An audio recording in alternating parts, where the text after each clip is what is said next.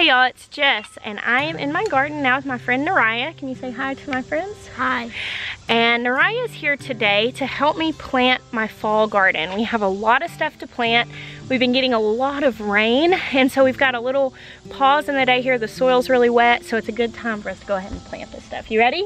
Now, Naraya is the daughter of some of mine and Jeremiah's best friends, and she is very interested in gardening. How old are you, Naraya? 8 years old, and she loves the garden. She saves seeds, don't you? She saves seeds from lots of things she eats, and she brings me seeds, and she's learned about how to identify different seeds. And so I invited her today to help me put in some of the fall garden. So today we're gonna plant some more stuff that can grow while the weather is warm. Things like green beans and some more squash and cucumbers. Which of those is your favorite? I really like squash. You like squash, and you also like green beans too, huh? I'm gonna have Naraya plant some of her favorite things. I've got a lot of space to fill. Some things I'm not planting yet. I'm waiting for just a little bit longer into August to get those planted. But I'm at the tail end of getting anything in that is going to be ready before the frost comes.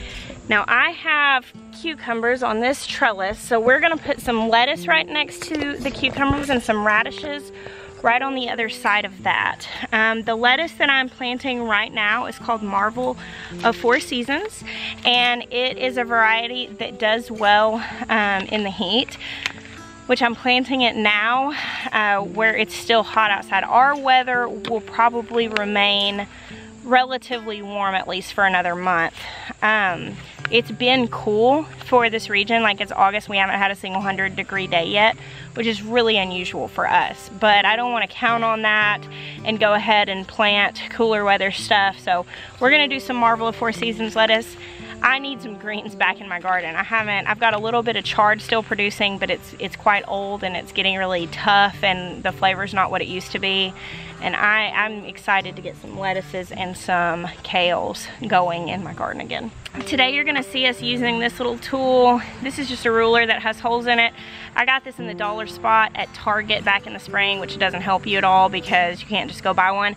However, I think I've seen these at some gardening supplies. I'll do a search and see if I can find like a link where you can buy one of these. I'm not like sponsored by any of it because I don't even know if I'm going to be able to find one, but this was $3 at Target, so keep an eye out on it next year. I know that doesn't help you now. This basically is how we're going to figure out how to space our things, because you just lay this down and you can poke a hole spaced out for your seeds. Another good tip that you can use, which I'm not going to be doing today because I do have this, but you can take a muffin tin. I have done this before. A muffin tin, I like to use a mini muffin tin because the holes were spaced about 1.5 inches or so, and you can press that down in your soil and use that to evenly space things like radishes, carrots, lettuces. If you're planting root vegetables especially, spacing makes a really big difference, because if you just throw them all in there willy-nilly, you're gonna have to thin those heavily or you're not gonna get anything good. It's really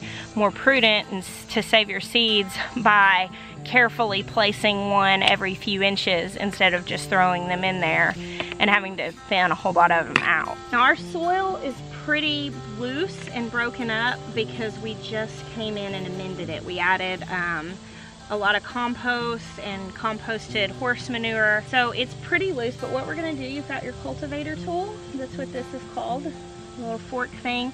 And where we plant, we're just gonna break the soil up and make sure that it's not compacted. We've been getting a lot of rain, so our soil is really moist right now, which is a good thing for planting seeds. I'm actually not going to water these after we plant them because it's supposed to rain again this evening. So we're just gonna plant them and leave them there. So Naraya, if you wanna start breaking this up, I'll go find my cultivator tool.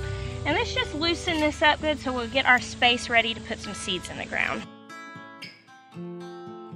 Now what we want here is a space that's nice and loose, not compacted, and that is even, because we are putting these little tiny seeds in.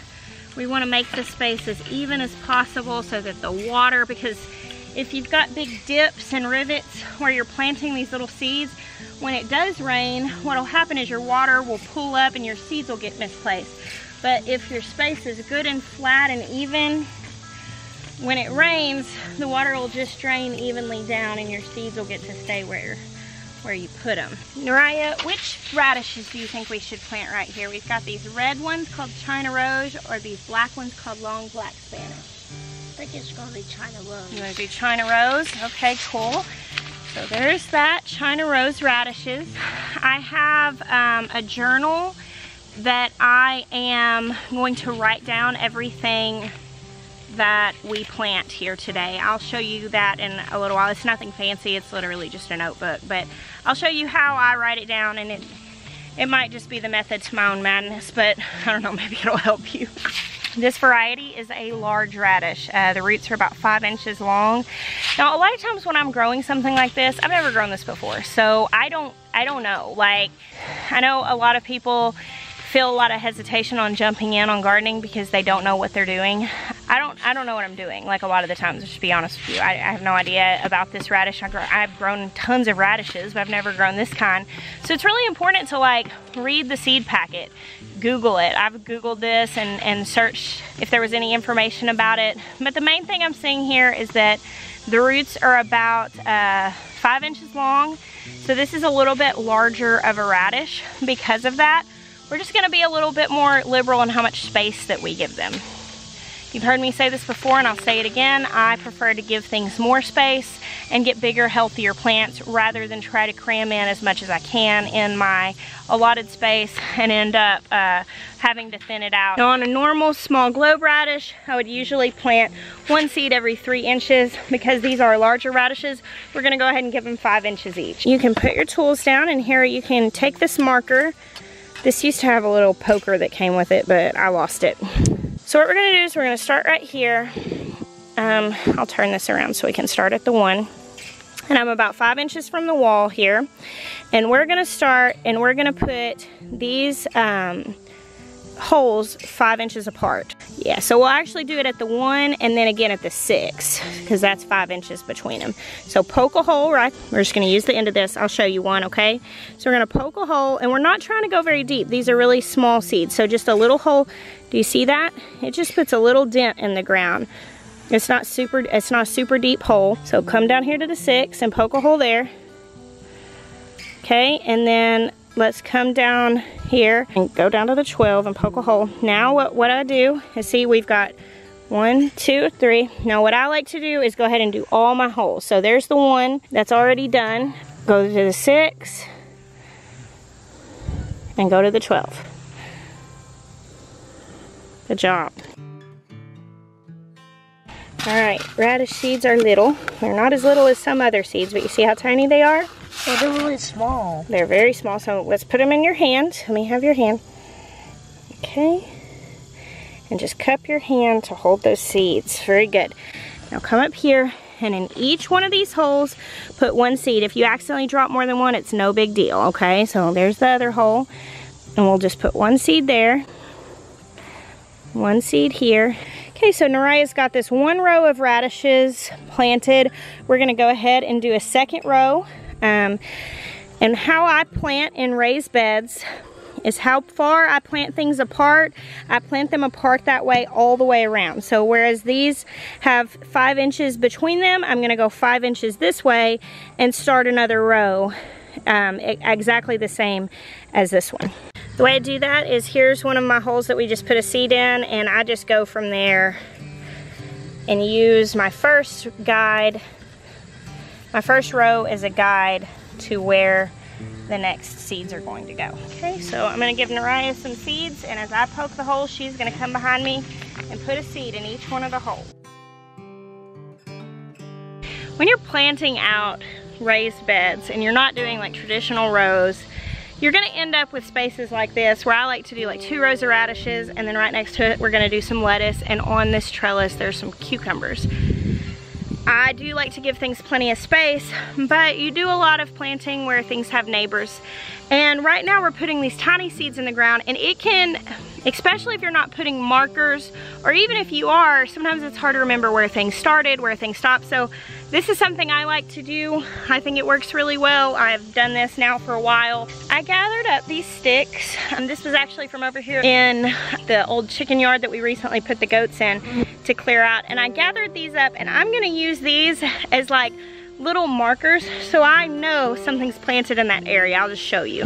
So before I've closed up my holes and we fully planted our seeds, we can still see the holes here.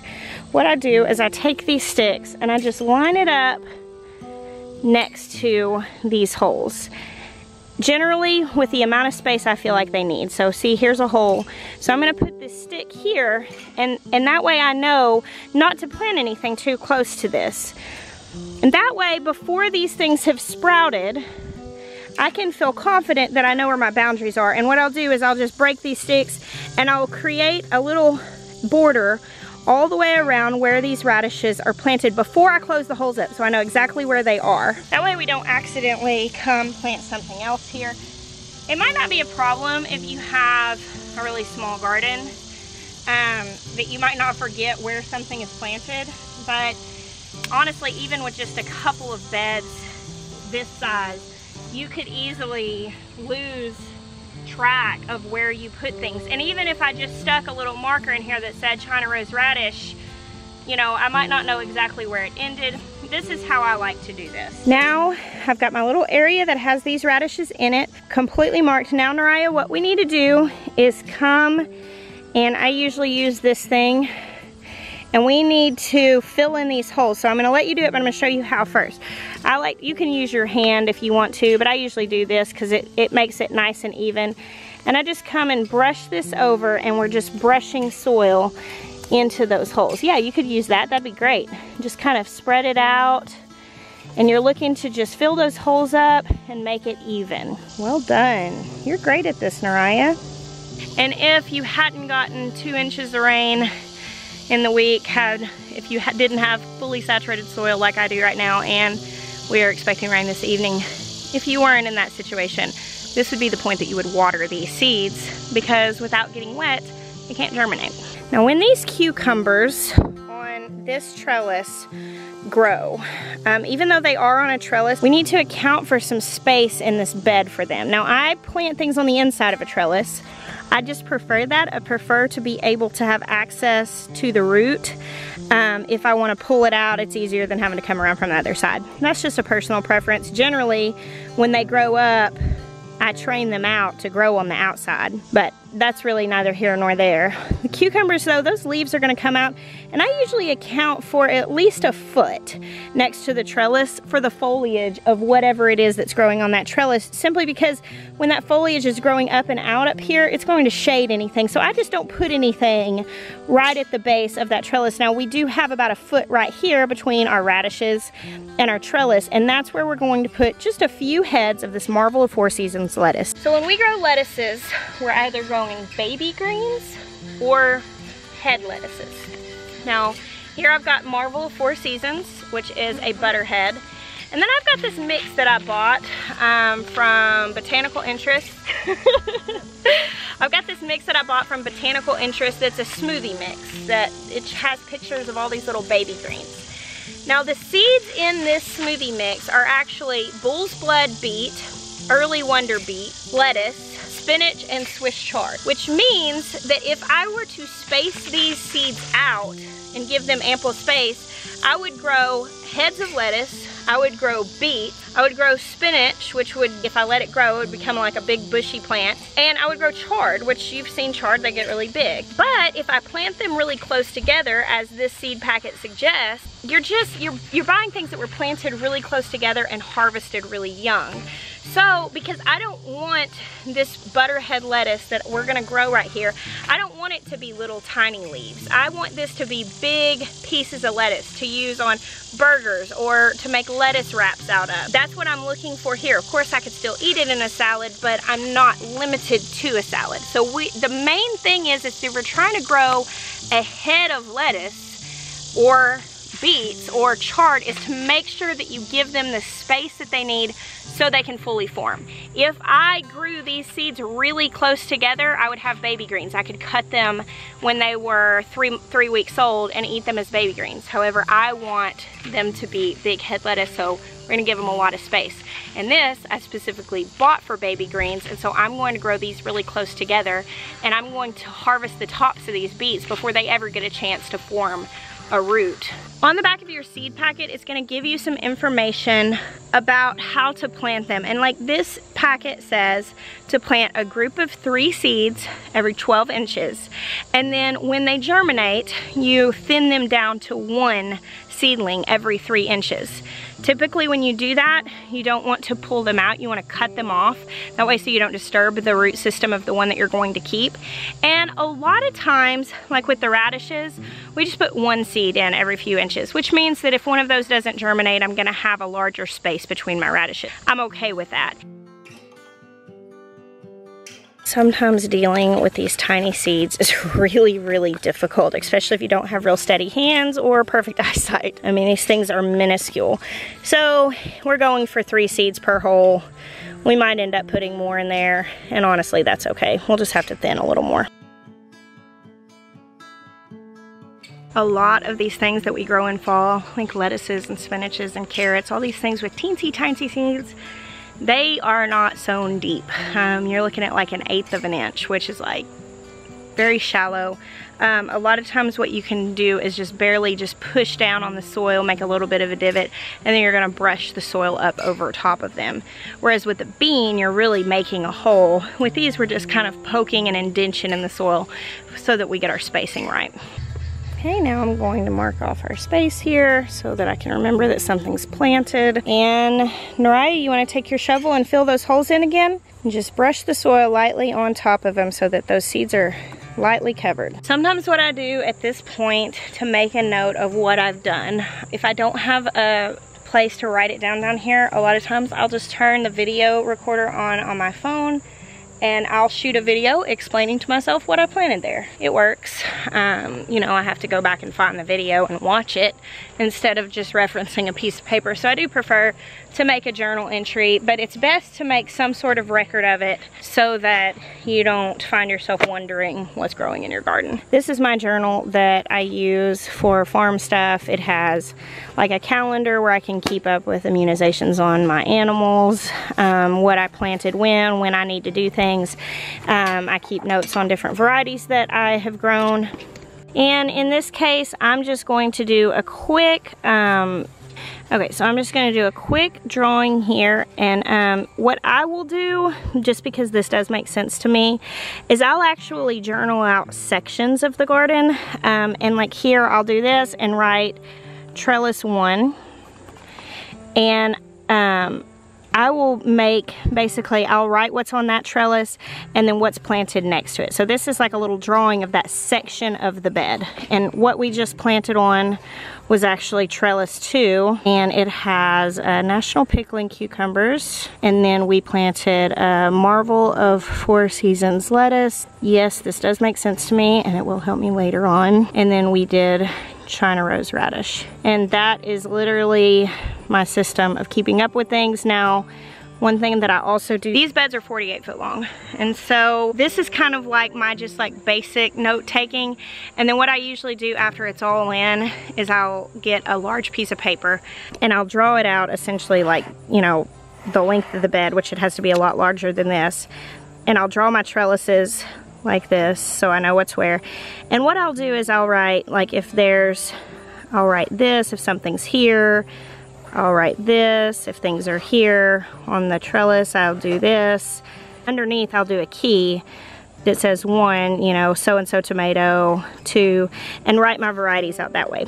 That's what I'll end up with, but as of right now, these are just quick notes so that I remember. I think there's probably a better way, but for the size of my garden and for the size of these beds, this is just what works for me. People have asked to see how I do that, and so that's me just showing you for the sake of you knowing how I do it. I'm not necessarily saying this is the most effective way, because I can see how it could be kind of confusing. Yeah, those are really big tomatoes. And they're still green. Yeah, they're still green. It rained a lot, and a lot of these tomatoes are cracking. Look at this. Here's one Some of these plants are getting kind of sicky. Let's see, that one's got a crack. I need to come out here and pick some tomatoes is what I need to do. You know, we could go ahead and plant this trellis right here. It's got some beans coming up on it and they're doing okay, but there's a lot of spaces in there. We could plant some green beans like you like. You want to do that? Now beans you typically plant around 6 inches apart, 4 to 6 inches, and they do okay. And so what I do whenever I'm using these trellises is I just plant one at the bottom of each section here, and that just keeps the spacing even. The bean plant grows straight up, as you can see these are doing. Keeps them from growing all over each other, and just overall keeps it pretty simple for me. So on this trellis, I've already got some other beans growing here, but they came in really sporadic because they are kind of like a runner type, and it was just too hot for them. So we're gonna do these Kentucky Wonder pole beans just on the places that there's not already something growing.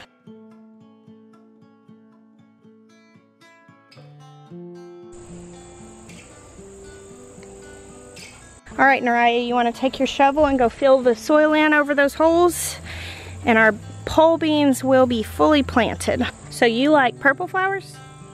Yeah, because purple is my favorite color. Well, I wonder if I have any purple flowers. Let's look. These are called Canterbury bells, and it says seed outdoors in late spring or fall in a sunny or lightly shaded location. And they're purple. And they're purple. That sounds pretty good. Let's find a place for these. I think we could put them right here in this open section. I like to make this space really pretty because you see my window up there where I like to play piano.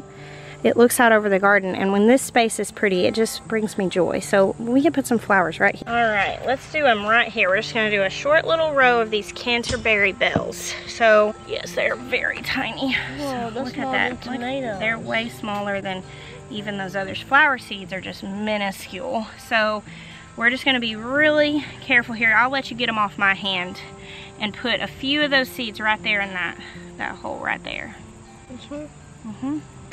Okay, so we've got our little area marked here. And now, Naraya, if you want to come fill the holes in, we will have our flowers planted there. They're hard to see, huh? Maybe just spread over the whole thing since they're so hard to see, since they were just such shallow little indentions. Once I get done planting everything, I'll take all this rabbit poop that I got from my neighbor and just kind of sprinkle it all out over the top. I mean, I'm not gonna do like a thick layer, but just sprinkle it out. The reason I wait on that until after I'm done planting is because that stuff is fresh and I just don't want to put my hands in it. I don't mind getting dirty, and even the composted horse manure doesn't bother me. It doesn't stink. It's just very much dirt. But I don't know, the fresh rabbit poop, I'll wait for that until I'm done.